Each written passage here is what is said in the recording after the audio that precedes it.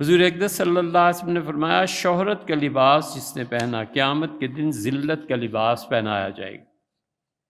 بات آپ کی بالکل درست ہے، سنن مسند احمد میں بھی آیا ہے، سنن ابن ماجہ میں بھی آیا ہے کہ حضور صلی اللہ علیہ وسلم نے فرمایا، بلکہ انہوں نے عنوان قائم کیا ہے کہ من لبس شہرتم من الثیاب، جس آدمی نے شہرت کے لیے کپڑے پہنے۔ اور عبداللہ ابن عمر رضی اللہ عنہ کی روایت لائے ہیں کہ رسول اللہ صلی اللہ علیہ وسلم نے ارشاد فرمایا، عبداللہ ابن عمر رضی اللہ عنہ کہتے ہیں کہ قال انہ قال حضور صلی اللہ علیہ وسلم نے فرمایا تھا کہ من لبس ثوب الشہرۃ فی الدنیا البسہ اللہ ثوب مذلہ یوم القیامت ثم الہب فیہ نارا، جس آدمی نے دنیا میں شہرت کا لباس پہنایا اسے قیامت میں اللہ تعالیٰ ذلت کا لباس بھی پہنائے گا، اور پھر اس کے کپڑوں میں آگ بھی خدا لگوا دے گا، فرشتوں کے ذریعے سے ذلیل کرے گا اسے۔ اس حدیث میں جو ہے فقہا نے اس کی 4 طرح کی چیزیں لکھی ہیں۔ وہ کہتے ہیں کہ شہرت سے مراد یہ ہے کہ ایسا لباس پہننے جو پہننا ہی حرام ہے، لڑکیاں ایسا لباس پہنے جو لڑکے پہنتے ہیں، محض اپنے کالج اسکول راستہ نمایاں کرنے کے لیے اپنے آپ، وہ لباس ہی جائز نہیں ہے۔ اسی طرح مرد ہے اور وہ ایسے لباس پہنے جو عورتوں کے لباس ہیں۔ پہلے تو یہ ہے کہ رسول اللہ صلی اللہ علیہ وسلم نے ان چیزوں سے منع فرمایا، مرد ریشم کا لباس پہنے، ان سب چیزوں کو منع کیا گیا ہے۔ تو لباس شہرت ایک تو یہ ہے۔ دوسرا لباس شہرت یہ ہے کہ آدمی تکبر کے لیے لباس پہنے، وہ بھی نہیں ہونا چاہیے۔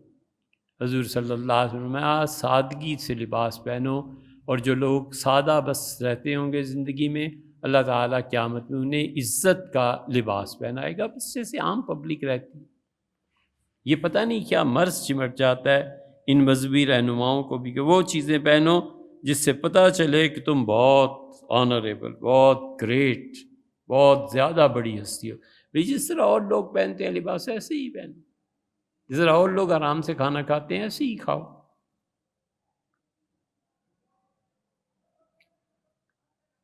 حضور صلی اللہ علیہ وسلم اپنے متعلق فرماتے تھے، فرمایا میں لوگوں میں ایسے ہی کھانا کھاتا ہوں جیسے لوگ کھاتے ہیں، آکل کما یاکل العبد، میں ایسے کھاتا ہوں جیسے کوئی غلام، فقیر، درویش آدمی بیٹھ کے کھانا کھاتا ہے۔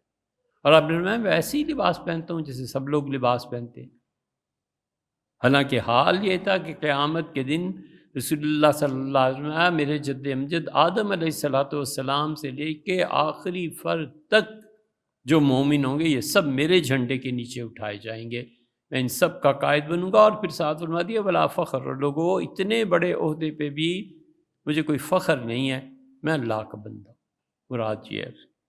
تیسری قسم کا لباس فقہا کہتے ہیں وہ ہے جو لوگوں کو ہنسانے کے لیے، تمسخر، لوگ جس کا مذاق اڑائیں، خود بھی ہنسے لوگوں کو بھی ہنسائے، اس لباس سے بھی منع کیا۔ اور چوتھی قسم کا لباس وہ کہتے ہیں کہ اصل میں یہ لباس رسول اللہ صلی اللہ علیہ وسلم نے یہاں پر جو فرمایا ہے اس سے مراد یہ ہے کہ اعمال سے کنایا ہے، یعنی ایسے اعمال کرنا جن سے وہ لوگوں کو اپنی شخصیت میں کو نمایاں کر سکے۔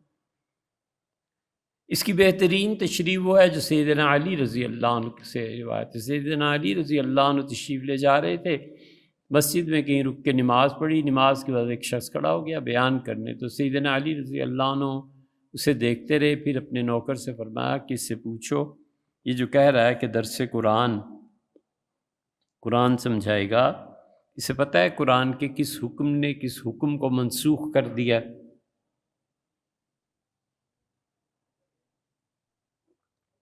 بہت بڑا علم ہے۔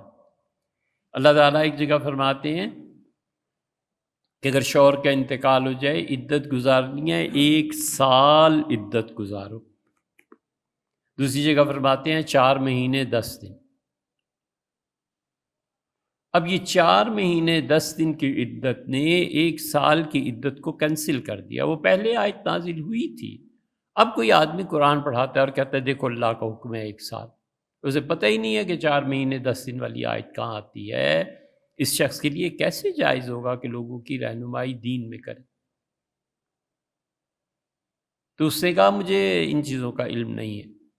تو سیدنا علی رضی اللہ عنہ تشریف لے گئے باہر، اور لوگوں نے پوچھا حضرت کیا ہوا؟ تو فرمانے لگے اس کو دیکھ لو، وہ اصل میں کھڑا ہو کر یہ کہہ رہا ہے کہ مجھے پہچانو، میں کتنا صاحب علم آدمی ہوں، مجھے پہچانو۔ مطلب یہ تھا کہ شہرت ہی ہے نا، تو ایسے اعمال کرنا جس سے وہ لوگوں میں شہرت حاصل کرنا چاہتا ہے کہ وہ نئے سے نئے شگوفے چھوڑے۔ اب 4 دن اس نے 4 لفظ فتوے کے نہیں پڑھے، اور وہ بھی مفتی ہے، سبحان اللہ، اسے عربی بھی نہیں آتی تو بھی وہ شیخ الاسلام والمسلمین کہلاتا ہے۔ کہاں جائے یاد؟ اس لیے ہم بار بار یہ کہتے ہیں کہ آپ کی مذہبی جو قیادت ہے اس وقت 90% سے زیادہ یہ جاہل ہیں، یہ 90% سے زیادہ جاہل ہیں، انہیں پتہ ہی کچھ نہیں۔ نہ یقین آئے تو پورے ملک کے جو امام ہیں نا، اور پورے ملک کی سیاست جس مذہبی شخصیت کے پیچھے اس وقت چل رہی ہے، انہوں نے فرمایا دیوبند جو بنا تھا یہ اصل میں علی گڑھ کے مقابلے میں بنا تھا، کیونکہ علی گڑھ میں کفر یہ چیزیں پھیل رہی تھیں، لہٰذا بزرگوں نے دیوبند کو بنایا، حالانکہ دیوبند علی گڑھ سے 9-10 سال پہلے بنا ہے۔ تو انہیں اتنا بھی نہیں پتا کہ پہلے کون سی یونیورسٹی بنی ہے یا پہلے دارالعلوم دیوبند بنا تھا۔ اور آپ کہیں چلے جائیں، کہیں دیکھ لیں، مجال ہے کہ 200-400 500 1000 آدمی ان کے لیے جمع نہ ہو جائیں۔ یہ آپ کی مذہبی قیادت ہے، اسی لیے تو ڈوبے ہو، اسی لیے تو مر رہے ہو، اسی لیے تو جوتے پڑ رہے ہیں یہ تمہارے مذہبی قائدین۔